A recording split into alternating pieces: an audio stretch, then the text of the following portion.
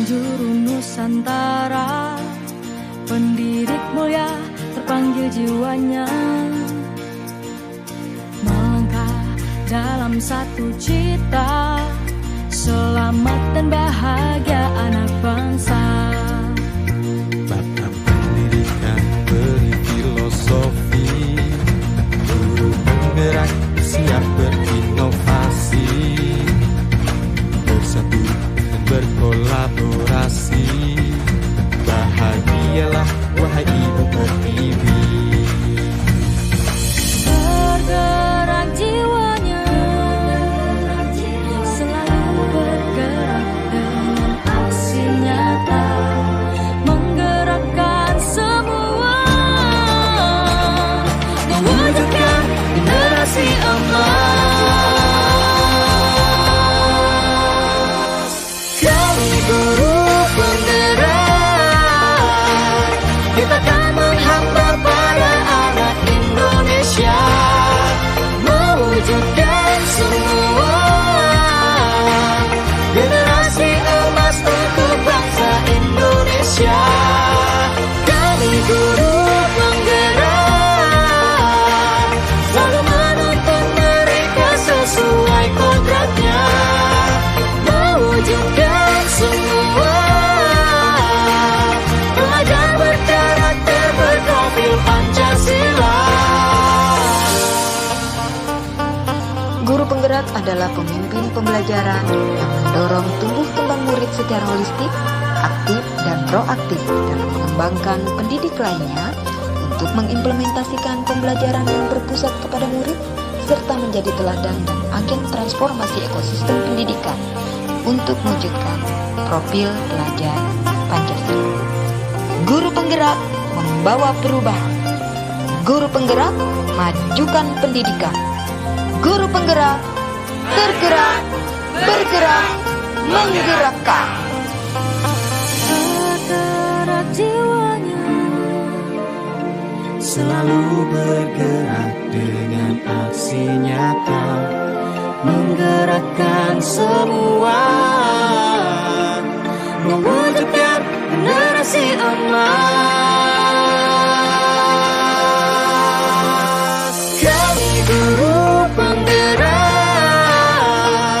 kita akan menghamba para anak Indonesia, Warahmatullahi wabarakatuh. Mohon izin kepada Ibu Kepala Sekolah dan terima kasih untuk kesempatannya yang diberikan kepada kami dari CGP, karena kami ini adalah CGP Angkatan ke-11 dari Kota Tarakan yang memang menjadi satu kesatuan dari Kaltara, yang memang kami harus desiminasikan dari materi-materi yang kami peroleh selama mengikuti CGP yang ini baru 2 bulan berjalan. Kali ini saya bersama Ibu Septin untuk menyampaikan materi berkaitan dengan budaya positif. Tapi sebelum masuk ke budaya positif, karena hari ini sudah siang, silakan Ibu berdiri, kita mau permainan dulu.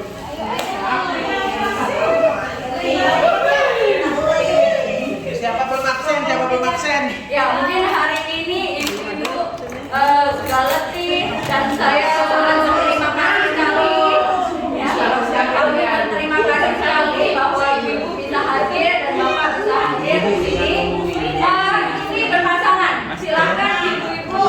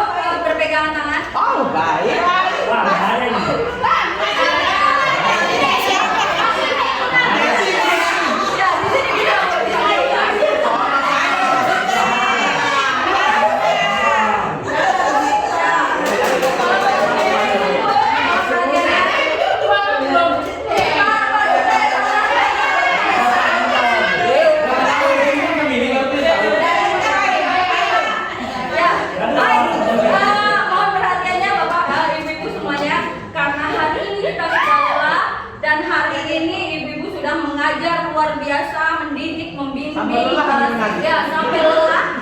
Sekarang kita adalah masanya kita merilekskan diri. Iya. Tatap dua mata teman. Aku lepas dulu. Yuk, di permainannya. Ibu semuanya, perhatikan permainannya adalah berikan senyum terindah. Sambil terus berpegangan tangan, tatap mata teman kita. Lalu teman yang berada di sebelah kanan saya, teman yang berada di sebelah kanan saya, ucapkan halo sayang.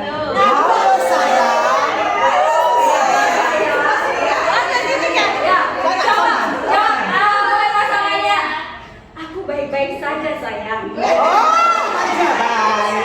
Ayo, 1, 2, 3 kita mulai. Halo sayang.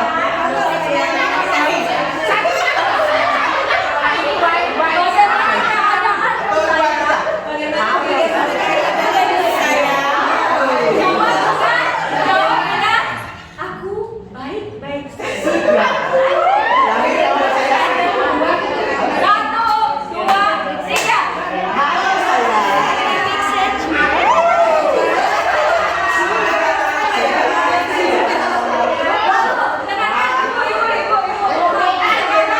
Tepuk bahu sebelah kanan dari teman ibu.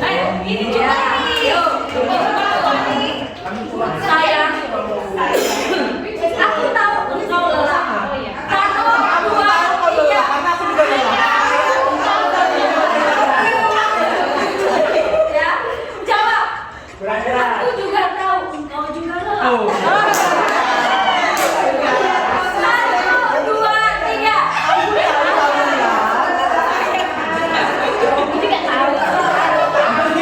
Nah, yang terakhir, ya, oke. Ibu-ibu, yang terakhir. Tapi kita sadar, inilah tugas kita menjadi pendidik. Yuk. Ini adalah Iya tugas kita. ya, yuk. 1, 2, 3. Berikan senyum terindah ibu.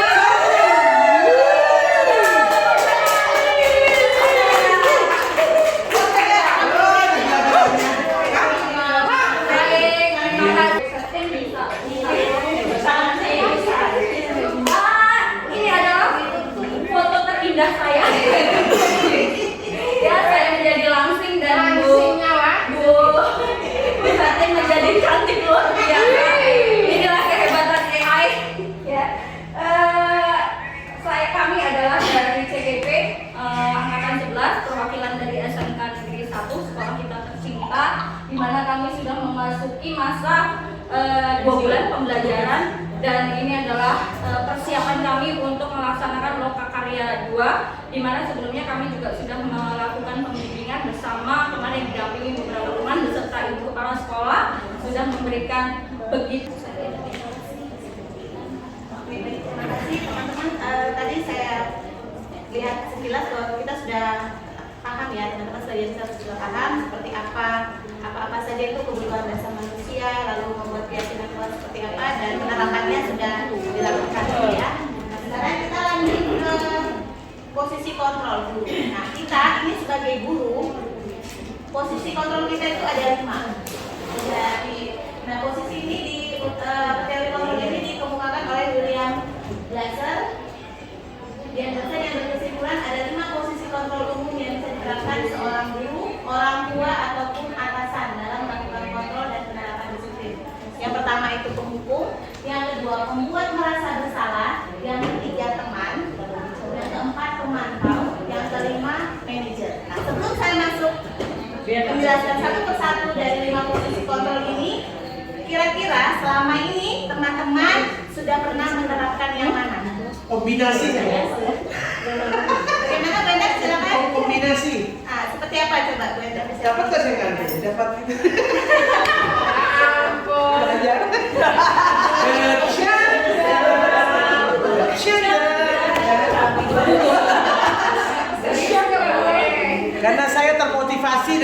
open air jujur aja ya kan.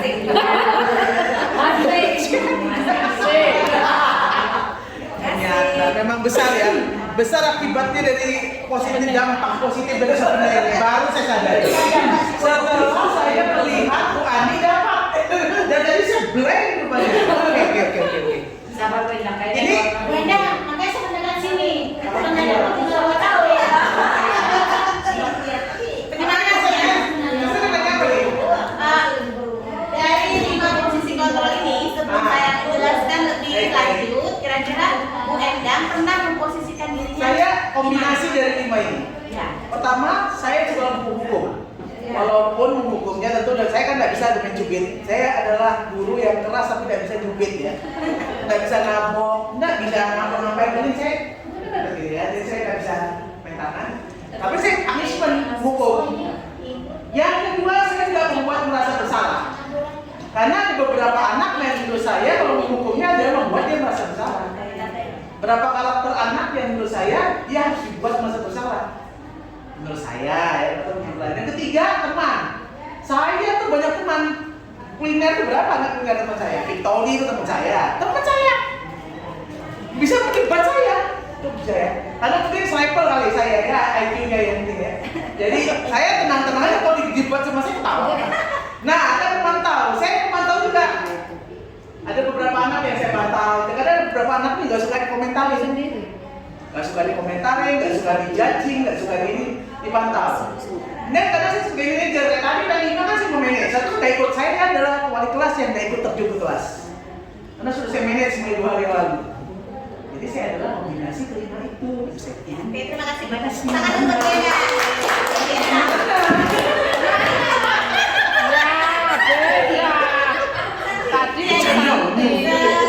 Melihat tulisan ini saja, Bu Endang merasa pernah melakukan kelima-limanya, pernah memposisikan diri di 5 posisi kontrol ini. Kira-kira teman-teman yang lain ada yang mau bersharing? Sama ya? Oke, kita lanjutkan. Nah, posisi kontrol penghukum. Nah, ini biasanya seorang penghukum itu menggunakan hukuman fisik maupun verbal. Orang-orang yang menjalankan posisi penghukum senantiasa mengatakan bahwa sekolah memerlukan sistem atau alat yang dapat lebih menekankan murid lebih dalam lagi. Menekan ya. Guru-guru yang menerapkan posisi penghukum, nah ini biasanya kita selalu mengatakan ini kalau posisi penghukum. Patuhi aturan saya atau awas. Kamu selalu saja salah. Selalu pasti selalu dengan cara yang terakhir selesai. Nah, guru seperti ini senantiasa percaya hanya ada satu cara agar pembelajaran bisa berhasil, yaitu cara ya. Nah, jadi kalau kita di posisi penghukum biasanya kita memperhatikan siswa. Kamu ini selalu sering terlambat. Nah, itu ciri-ciriannya tuh kalau penghukum dia selalu menunjukin jadinya begini. Kalau marah tuh begini. Biasanya kalau sudah terlalu emosi ya Bu ya. Kalau hanya sudah kali ini, biasa kalau sudah sampai menghati-hati siswa itu kan biasanya jadinya sudah main gitu. Oke, baik kita lanjutkan. Posisi kontrol untuk guru yang kedua yaitu membuat merasa bersalah. Nah, di sini kita sebagai guru biasanya suaranya lembut. Membuat rasa bersalah akan menggunakan keheningan yang membuat orang lain merasa tidak nyaman, bersalah atau rendah diri. Nah, kata-kata yang biasanya keluar seperti ini. Ibu sangat kecewa sekali dengan kamu. Nah, pernah nggak kita mengucapkan kata-kata seperti ini ke siswa-siswa kita? Berapa kali kamu harus memberitahu kamu yang gimana coba kalau kamu tahu kamu berbuat begini? Posisi ini murid akan memiliki penilaian diri yang buruk. Jadi dia akan merasa dirinya sangat buruk. Jadi merasa tidak berharga, terus mengecewakan orang-orang yang disayangi.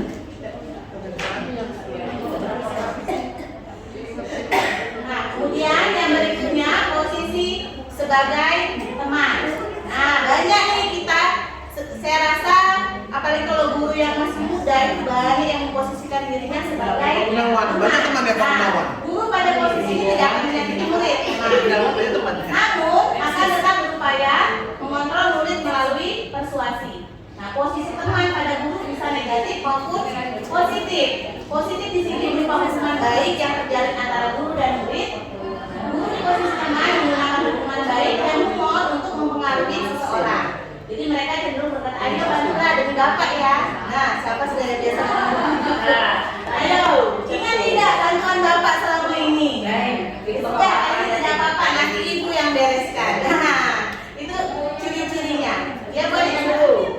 bagaimana kalau dalam sebuah tim ada teman yang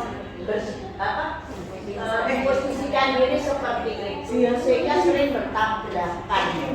Tapi mau misalkan ngomong itu juga nggak enak aja, kurang dibantah itu gimana sih sebenarnya sebaiknya berhadapan dengan masalah seperti itu? Ya, ini tadi kembali ke sini Bu, kita selesaikan dulu ya. Jadi apa negatifnya dari posisi teman ini? Jadi di situ apabila suatu saat guru tersebut tidak membantu, maka murid akan kecewa. Jadi kecewa sama gurunya yang dianggapnya teman tadi. Saya pikir bapak ini teman saya, ibu ini teman saya. Jadi ini akan membuat murid ketergantungan. Jadi saya secara pribadi juga pernah memposisikan diri sebagai teman ketika saya masih bujang dulu, masih gadis. Jadi dengan anak-anak siswa kita kan tidak jauh berbeda usianya. Saya dapat satu sisi positif dan saya dapat satu yang negatif. Yang pertama, saya masih ingat siswa itu atas nama Dewi atau siapa di akuntansi. Jadi siswa ini tidak punya teman di kelas. Jadi ada masalah, dia lebih cerita ke saya. Jadi saya mendengarkan, menyimak, lalu memberi opsi, solusi seperti apa yang bisa kami lakukan. Jadi waktu itu anak itu sempat membuat novel di kelas 11 kalau tidak salah. Saya nggak ingat namanya siapa. Saya lupa, Dewi atau Ruby, saya lupa. Jadi dia itu membuat sebuah novel karena ketika novelnya itu mau dibedah di sini oleh tim prodi bahasa Indonesia, itu anak maunya saya yang dampingi. Jadi saya bukan wali kelas, saya cuma kebetulan mengajar matematika di kelas itu. Segala macam hal mengenai dirinya, termasuk sesuatu yang negatif tentang dirinya yang beredar di sekolah ini, anak itu sampaikan ke saya. Jadi sisi positifnya saya bisa memberi semangat, memberi dukungan supaya dia tidak merasa sendirian. Itu sisi positifnya. Yang kedua, saya pernah memposisikan diri sebagai teman saat dengan salah satu siswa yang di kelas yang saya ada, kalau tidak salah anak Siska ya.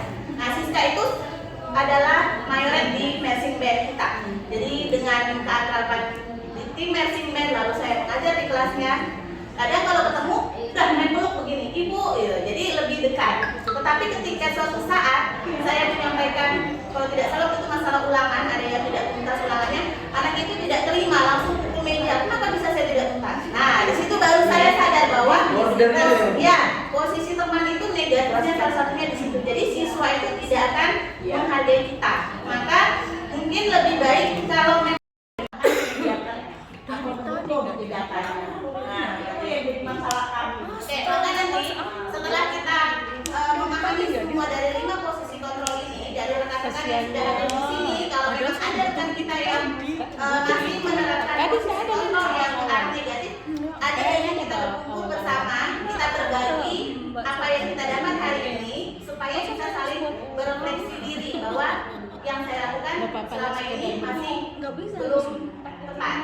Memposisikan diri sebagai teman itu belum tepat. Jadi mungkin sebaiknya nanti memilih posisi kontrol yang lainnya. Jadi apa yang Bapak Ibu dapatkan informasinya hari ini, jika rekan-rekannya yang bersangkutan itu tidak ada, mungkin kita bisa berkumpul bersama, lalu kita berbagi sharing. Jadi seperti ini positifnya, negatifnya, dan bagaimana sebaiknya yang posisi kontrol yang sebaiknya dilakukan. Mungkin kalau kita berbagi pengetahuan kita, teman itu juga mungkin merefleksi dirinya, maka nanti dia akan menemukan bahwa posisi sebagai teman ini juga memiliki unsur negatif. Oke, terima kasih Bu Ani. Kemudian yang berikutnya adalah posisi pemantau. Jadi kalau pemantau, dia mengawasi ya. Jadi pada saat kita mengawasi, kita bertanggung jawab atas perilaku orang-orang yang kita awasi. Posisi pemantau berdasarkan pada peraturan dan konsekuensi. Jadi si pemantau ini selalu menggunakan sanksi atau konsekuensi. Jadi dengan posisi pemantau kita itu memisahkan hubungan pribadi antara kita dengan murid. Jadi sebagai murid, kita sebagai guru menjalankan posisi pemantau. Biasanya ciri-cirinya adalah selalu menanyakan peraturannya apa yang telah kamu lakukan, sanksi atau konsekuensinya apa akibat perbuatan kamu. Ya, seperti banyak yang pernah melakukan posisi pemantau ya. Nah, seorang pemantau sangat mengandalkan perhitungan, catatan, data. Jadi data digunakan sebagai bukti atas perilaku atau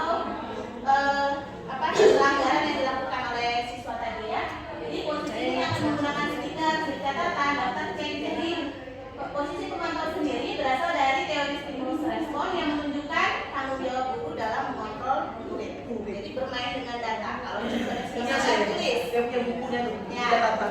Butuh kontrol. Jadi buku kontrol itu tadi salah satu tadi juga ya, salah satu contoh bahwa kita memposisikan diri kita sebagai pemantau. Nah, yang berikutnya, posisi yang paling menarik adalah posisi manajer.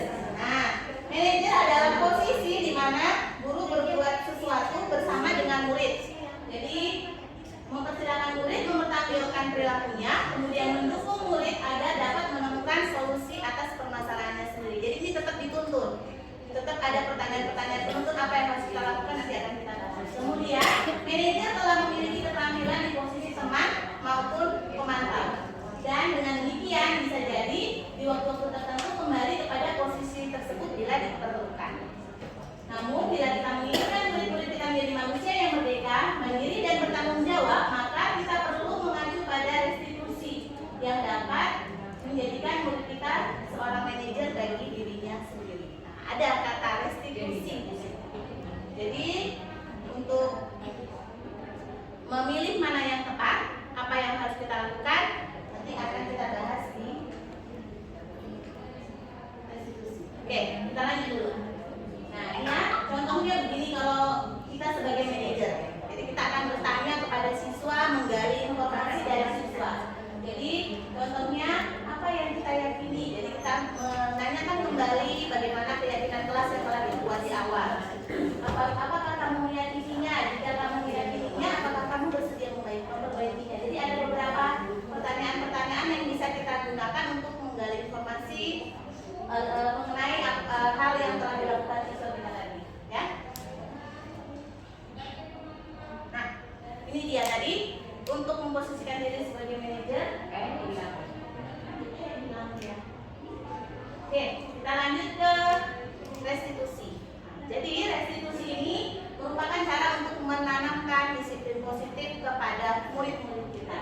Jadi restitusi itu adalah proses menciptakan kondisi bagi murid, jadi kita yang menciptakan untuk memperbaiki kesalahan mereka sehingga mereka bisa kembali kepada kelompok mereka dengan karakter yang lebih kuat. Restitusi juga adalah proses kolaboratif yang mengajarkan murid untuk mencari solusi untuk masalah dan membantu murid berpikir tentang orang seperti apa yang mereka inginkan dan bagaimana mereka harus memperlakukan orang lain.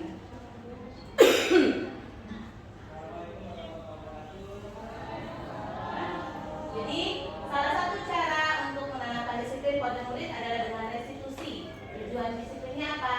Jadi, disiplin positif itu menanamkan motivasi kepada peserta didik kita untuk menjadi orang yang mereka inginkan dan menghargai diri sendiri dengan nilai-nilai yang mereka percaya. Jadi, dalam budaya kita, maka kata disiplin dimaknai sebagai sesuatu yang harus dilakukan seseorang kepada orang lain untuk mendapatkan kepatuhan dan ketaatan, serta cenderung menggunakan kata disiplin dengan kekangan dan ketidaknyamanan. Ya, jadi untuk mewujudkan disiplin positif tadi ada yang namanya segitiga restitusi.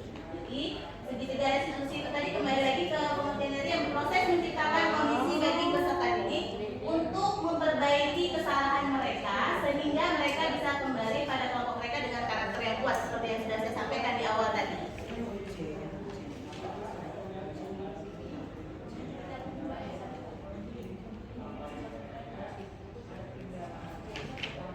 Jadi restitusi itu lebih ke perbaikan. Jadi kita memperbaiki kesalahan yang sudah ada. Jadi dia memperbaiki hubungan. Jadi ada tawaran kepada siswa. Contohnya tadi pertanyaannya, apakah kamu masih ingat keyakinan kelas kita? Nah itu tawaran. Jadi dia bertanya lagi kan, apa yang kamu lakukan untuk memperbaiki masalah ini, itu adalah tawaran. Jadi restitusi ini adalah cara yang paling baik untuk kita menerapkan disiplin positif. Ya. Jadi ada 3 langkah dalam penerapan segitiga restitusi. Yang pertama, menstabilkan identitas. Jadi kalau ada siswa yang marah-marah atau apa, kita bertanya dulu. Kita bisa bertanya, kita bisa membuat pernyataan yang ada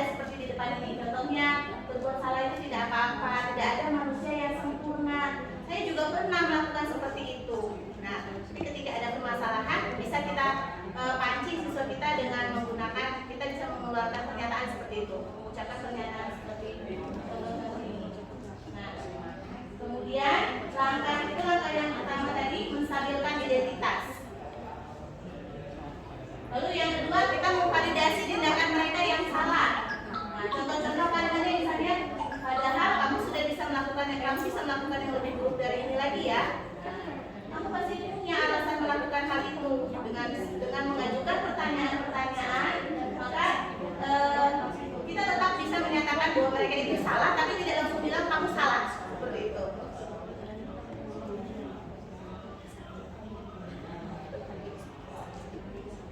Kemudian yang ketiga, menanyakan keyakinan. Jadi setelah proses itu tadi ada langkah yang ketiga, apa yang kita percaya sebagai kelas atau keluarga, apa nilai-nilai umum yang kita sepakati. Jadi kita mengingatkan tadi kembali kepada siswa kita mengenai kesepakatan kelas yang sudah dibuat di awal. Ini ya. Nah, tiga langkah itu menstabilkan identitas, validasi kebutuhan, menanyakan keinginan tidak harus secara berurutan. Kalau tadi kan saya menyebutkan yang pertama menstabilkan identitas, lalu kita memvalidasi, yang ketiga baru kita menanyakan keinginan. Itu boleh dibolak-balik dilakukan yang mana dulu. Yang penting kita bisa mengelola emosi yang ada pada siswa ketika kita mau menyelesaikan permasalahan itu.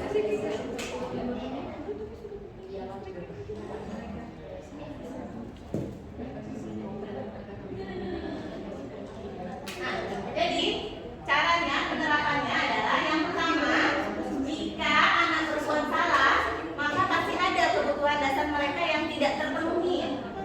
Nah, bagian dasar segitiga diskusi memiliki tujuan untuk merubah orang yang gagal karena berbuat kesalahan menjadi orang yang sukses. Jadi kita harus mampu meyakinkan mereka dengan menggunakan kalimat contohnya itu tadi, tidak ada manusia yang sempurna. Saya juga pernah melakukan kesalahan seperti itu. Ketika seseorang dalam kondisi emosional, maka otak kan tidak mampu berpikir rasional.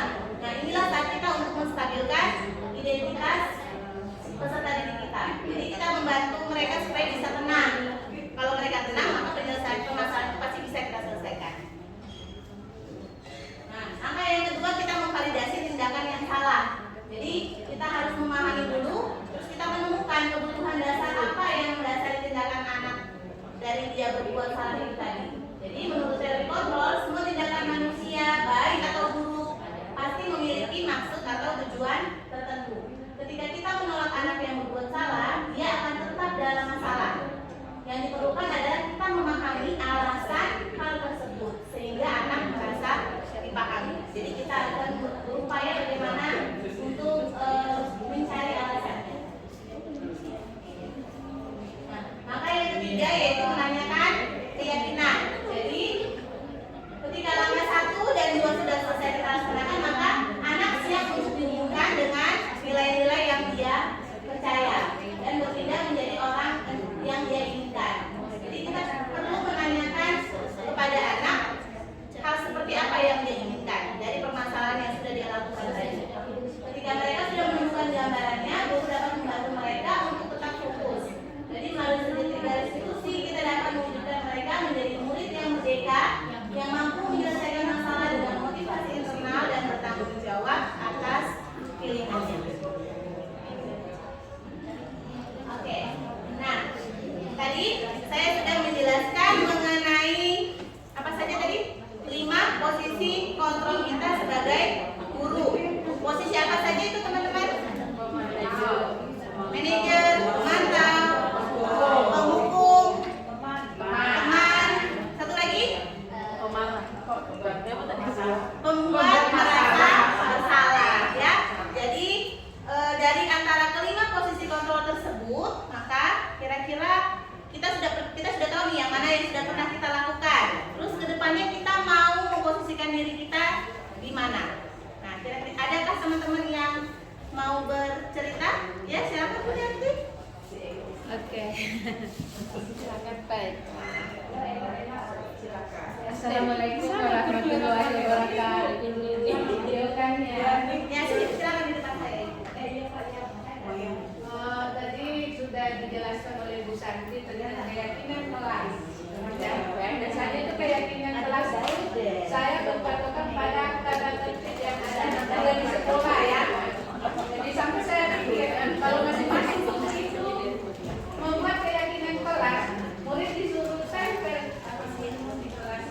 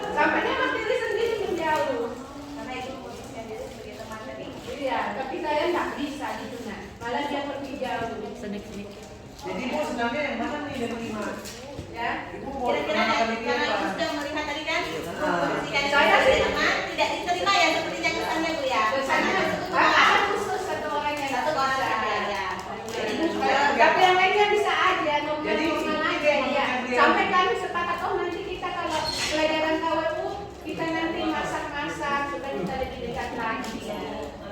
Ya, mau aja, cuma satu orang yang dekat. Kadang juga saya kasih tahu temannya, sama-sama jenisnya kalau harus dicari, kamu sampai jalan sama, cari orangnya sendiri, suka nyari komunitasnya sendiri.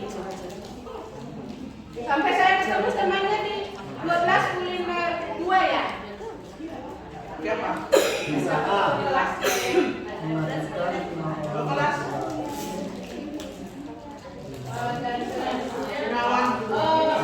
Soal itu, biasanya saya gunakan sama anak wali saya. Kalau saya sudah tegur berkali-kali tapi saya tidak peduli, saya keluarkan semacam, oh nanti kasih koinnya. Ya, saya tahu apa ada perubahan. Contohnya lagunya itu yang selalu tidak pakai dalaman itu, tidak peduli, ditebung tidak peduli. Besoknya lagi masih seperti itu. Sampai tugas saya kasih tahu, nanti bukan dari Ini nyamannya dari mana? Dari 5 itu? namanya saya kira dari sebagai teman oke, sebagai pemantau tadi sudah saya kasih juga. Kadang saya sudah kasih tahu, oh nanti saya kasih poinnya kalau Jadi untuk kedepannya kira-kira posisi kontrol yang mana yang akan menjadi fokus dari ibu yang akan dilakukan? Oh, kalau saya sih paling efektifnya ini sebagai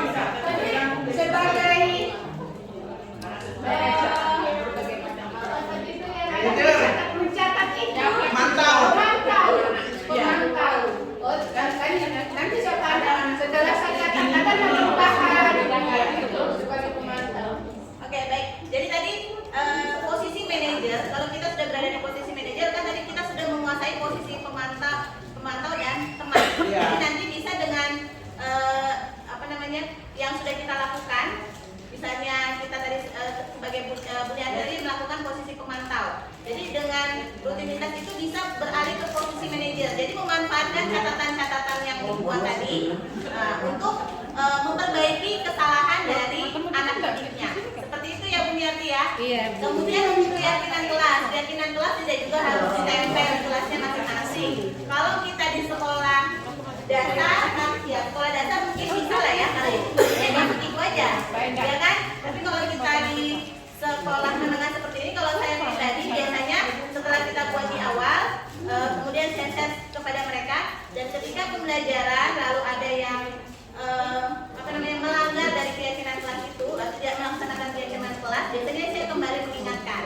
Di grup kan Jadi bagus kita tidak bosan-bosan untuk mengingatkan peserta didik kita, siswa kita. Contohnya kalau misalnya kita membuat keyakinan kelas, HP disimpan saat jam pelajaran. Ketika ada yang menggunakan HP bisa kita ingatkan lagi. Ayo, masih ingat nggak kalian kemarin kan kita membuat keyakinan kelas, kita membuat kesepakatan bahwa HP itu kita simpan disimpan di dalam tas. Jadi nanti mereka akan dengan sendirinya memasukkan HP itu. Jadi kita tidak perlu mengatakan HP-nya simpan di tas. Ingat tuh peraturan gitu ya. Jadi kita kembali mengingatkan peserta didik kita, tidak bosan-bosan untuk kembali mengingatkan keyakinan kelas yang sudah kita lakukan. Seperti itu. Oke, selanjutnya saya ada lagi yang mau sharing? Tidak ada? Cukup ya? Saya akan oke Bu Adik silakan. Melihat fenomena sekarang, kalau kita menerapkan ya,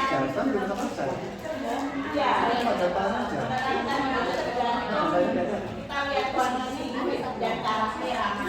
Karena kalau kita melihat mereka sebagai teman, maka dia harus menggunakan anaknya. Kalau ini pemasaran, berarti sekarang kita melaksanakan Dinamis ya. Itu ingat saya kemarin hari Kamis saya ngajar di hotelan, dia di situ main gitar. Saya tanya kamu jam pelajarannya siapa? Kan dia belajar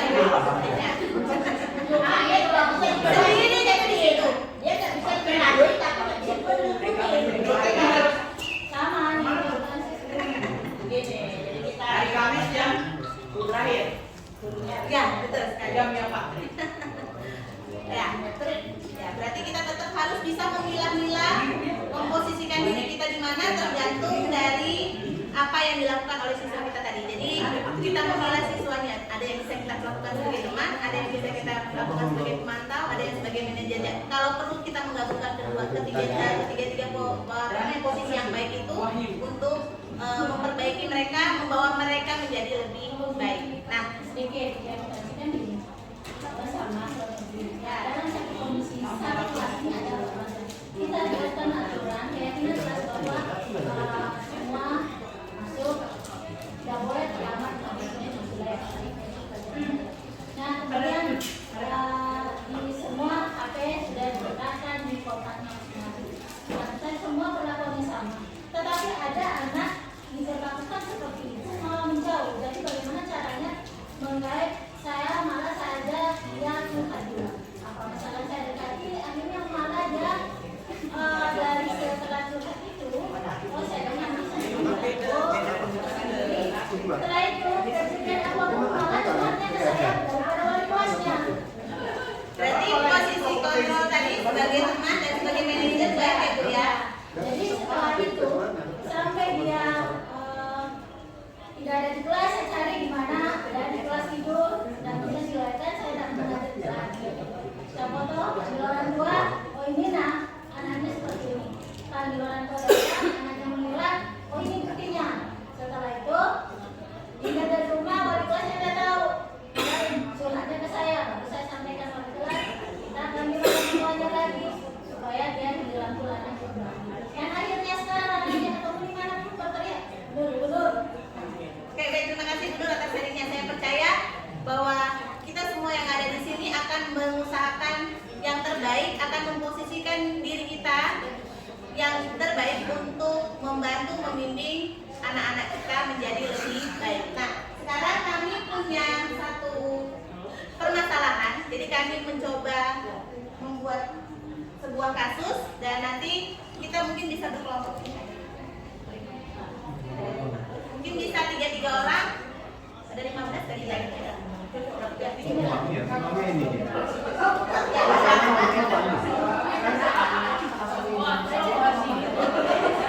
3, boleh 4. Mau 4 boleh, mau bertiga boleh.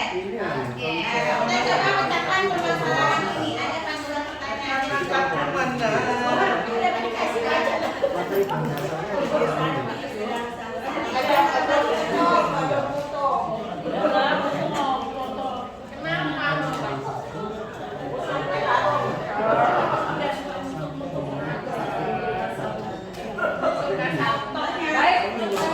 Ibu-ibu sekalian. Iya. Tunggu dulu kami konfirmasi yang Pak Teddy ya.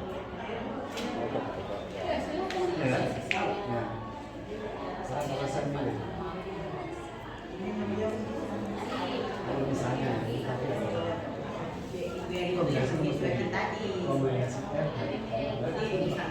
Ibu-ibu nanti tetap saya memperlakukan ini adalah pembelajaran di kelas. Siapa yang bisa atau siapa yang telah menyelesaikan lebih cepat ada satu kotak. Yang tadi satu bungkus, yang kali ini ya. Tadi Bu Endang nggak ada. Oh, Bu Endang udah kita. Maaf, Saya juga dulu, misalnya sekretaris ya apa? Buat Bu Endang nyusul kayak siapa? Benang dulu lah, benang yang tadi. Endang dulu. Ya, nanti Bu Niati. Bu Niati nyusul. kalau misalnya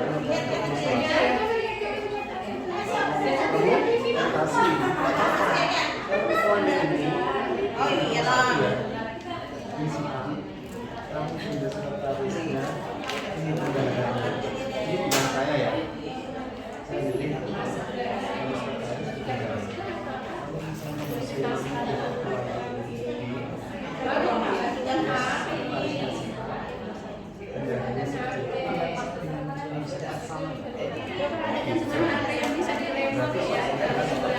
Bisa bunyi gitu nah kalau dicari.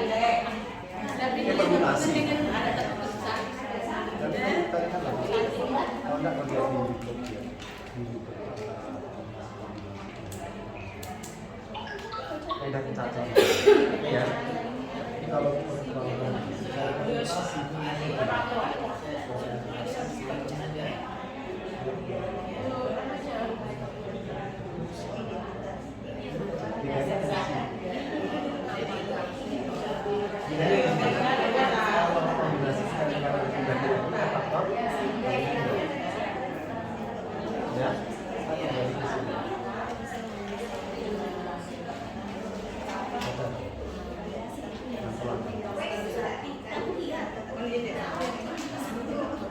Coba lihat ada.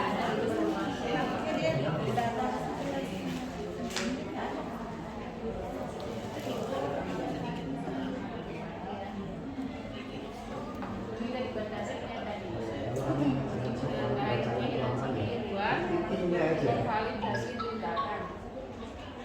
Betul, intinya itulah.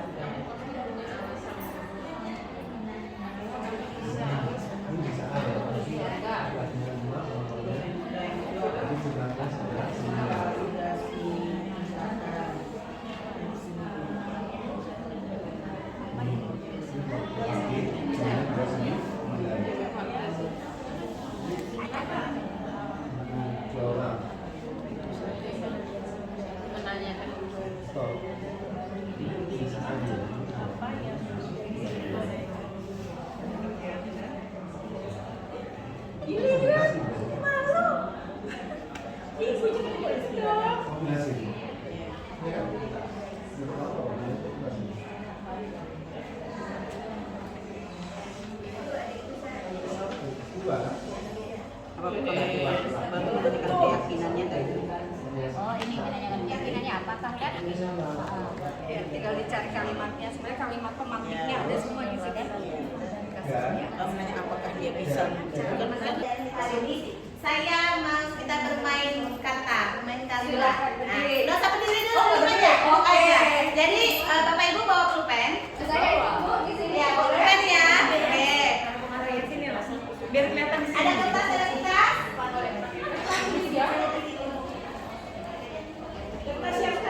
Boleh, boleh. Terserah lah. Kalau nggak ada kertas, saya siapin kertas.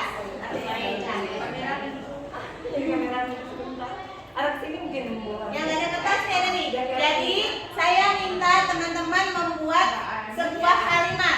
Bebas kalimatnya apa saja itu. Mau tentang pembelajaran, mau tentang cinta, mau tentang anak muda, mau tentang apapun itu. Boleh. Kalimat. Ya. Jadi nanti masih kalimatnya paling tidak ada 3-4 kata lah ya, jangan cuma 2 kata. Ya, sendiri. Kalimat. Membuat kalimat. Boleh bebas. Pokoknya kalau bisa yang alay-alay juga nggak apa-apa. Tentang anak muda nggak apa-apa.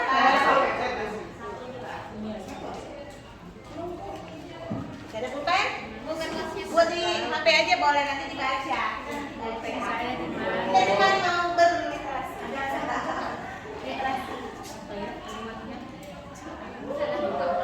apa-apa kayak ini. Bebas kalimatnya. Boleh, terserah kalimatnya bebas. Contohnya misalnya saya membuat kalimat, saya suka makan bakso atau saya suka makan mie goreng pedas, gitu bisa. Sudah. Sembarang aja. Nggak ada kata kunci, bebas kalimatnya. Paling tidak 4 kata lah ya. Jadi dari 4 kata. 3 juga boleh, nggak apa-apa. Atau kalimatnya tentang liburannya kemarin kah, atau tentang skillingnya Kumisa kah, boleh. Tentang cinta juga boleh. Yang lucu-lucu juga boleh.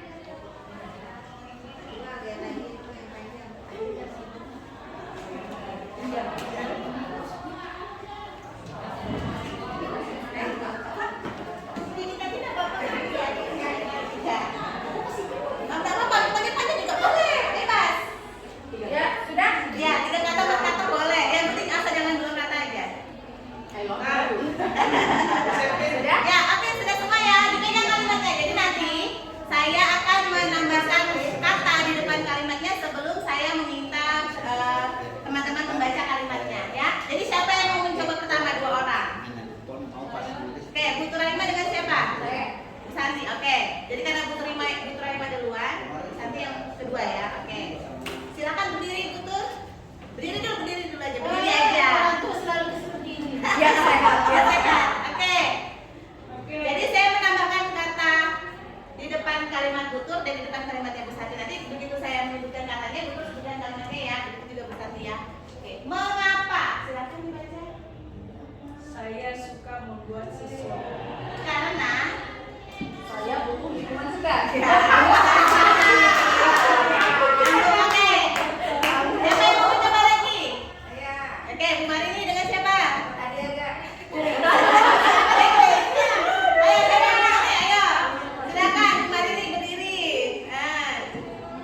Pas ini biar anu. Seneng nggak boleh kasih barang ini? Dapat hadiah nggak? Seneng nggak Bu? Dapat hadiah nggak? Hadiahnya langsung YouTube. YouTube-nya saya dan Bu Santi. Oke. Mengapa hidup adalah perjuangan? Wais. Karena kita saling iya.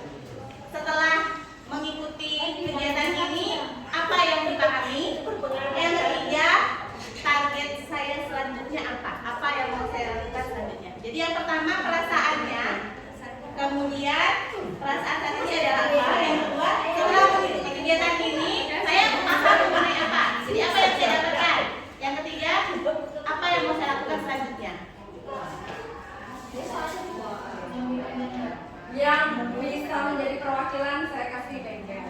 Tuh, beng-beng Pak.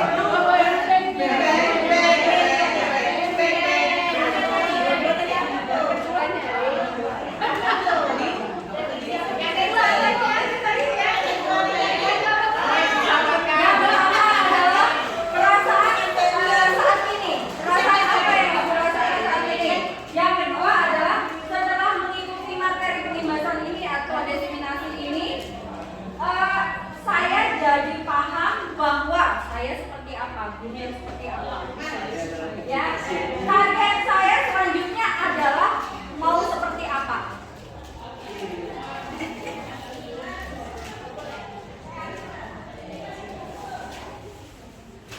Ibu Nur Hayati mau pilih.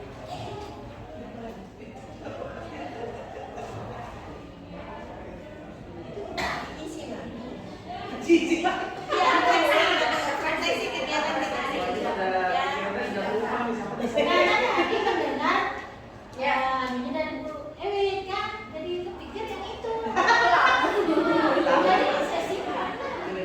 Moga siapa yang sudah selesai dan ingin menyampaikan hasil refleksinya? Bu Harsini, moga.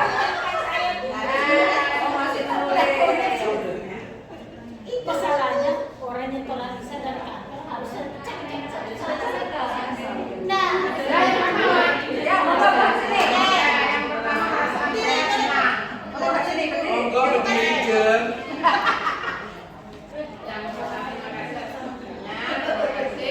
Yang pertama saya merasa senang mengikuti kegiatan ini. Yang kedua saya sadar bahwa ternyata semua siswa itu memiliki karakteristik yang berbeda-beda. Yang tindak lanjutnya saya ingin memperlakukan mereka sesuai karakter. Beri tepuk tangan. Ya, satu lagi perwakilan ya, silakan.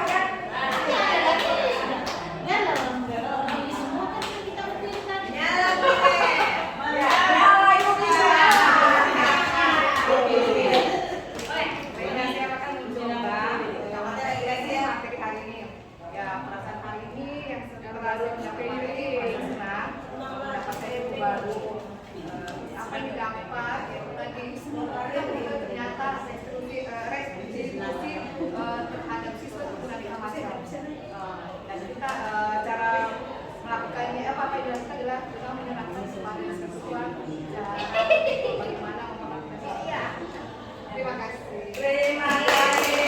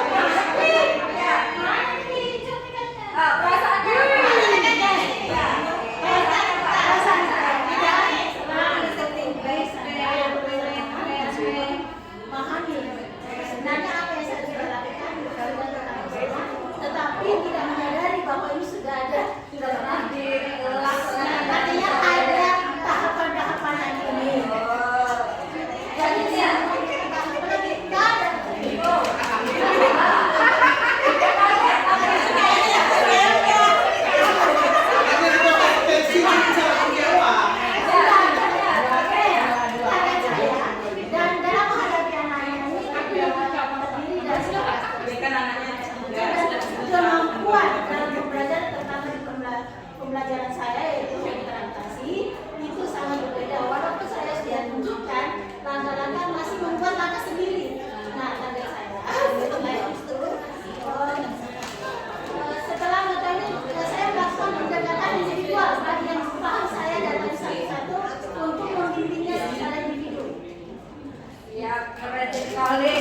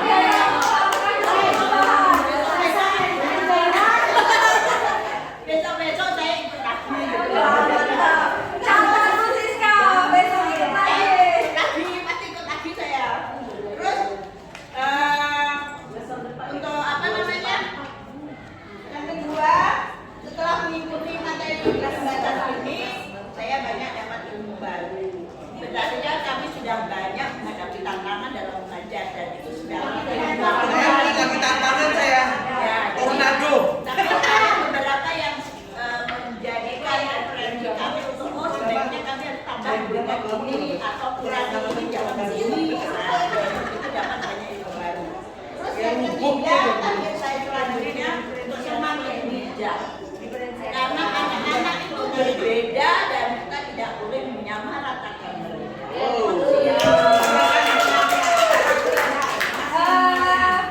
Berarti saya percaya ibu-ibu semua merasa senang dan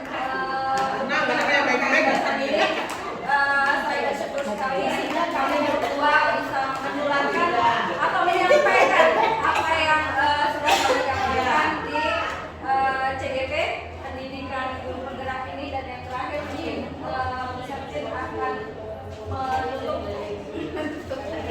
Baik, terima kasih Bu Sakti. Jadi harapan kami setelah kami menyampaikan materi ini, maka kita semua akan membentuk budaya positif di sekolah terhadap peserta didik kita. Dan semoga dengan kegiatan ini juga ada dari rekan-rekan yang termotivasi untuk mengikuti kegiatan pendidikan.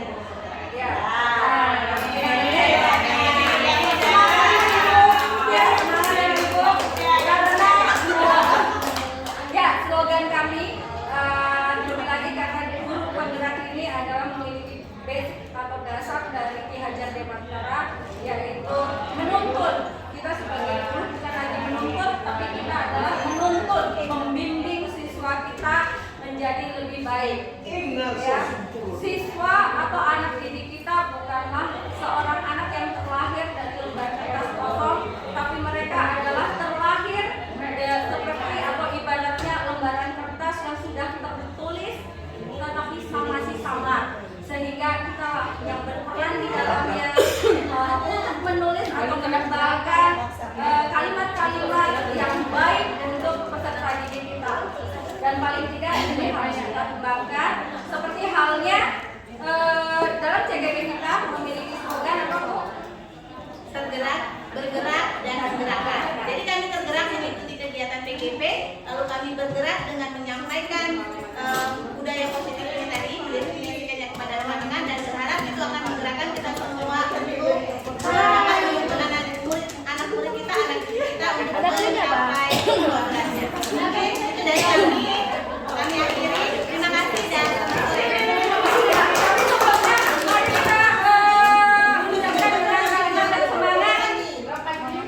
bergerak, bergerak, dan menggerakkan. 1, 2, 3.